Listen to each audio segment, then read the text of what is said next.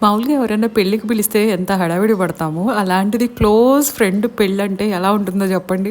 ప్రయాగ్రాజ్ నుంచి పరిగెట్టుకుంటా వచ్చా మ్యారేజ్ టైంకి. లేకపోతే 2 డేస్ లేట్‌గా వద్దామనుకున్నా అన్నీ చూసుకుంటూ. తప్పదు కదా మరి! నా దెయ్యం, నా రాక్షసి. అండ్ అలాగే మా బ్యాచ్‌లో లాస్ట్ మ్యారేజ్ అనమాట.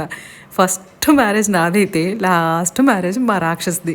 మరి అలాంటి రాక్షసి, అలాంటి క్లోజ్ ఫ్రెండ్ పెళ్ళికి ఇంకా మన హడావిడి ఉండద్దా? మరి మనం కూడా పెళ్ళిలో కనిపించద్దా? యాజ్ యూజువల్‌గా సేమ్ జ్యువెలరీ అండి. అంతే, దాంట్లో పెద్ద డిఫరెన్స్ ఏమి ఉండదు. మనకు పెద్ద ఇంట్రెస్ట్ ఏమి ఉండదు. బట్ పెళ్ళి కదా అని చెప్పేసి ఈ శారీ అయితే నేను మా తమ్ముడు పెళ్ళిలో కట్టుకోవాల్సిన శారీ. కొన్ని టైమ్స్ ఇలా మీకు కూడా జరుగుతూ ఉంటుంది కదా, ఒకళ్ళ పెళ్ళి కోసం అని తీసుకుంటాం, ఇంకొకళ్ళ పెళ్ళిలో కట్టుకుంటాం.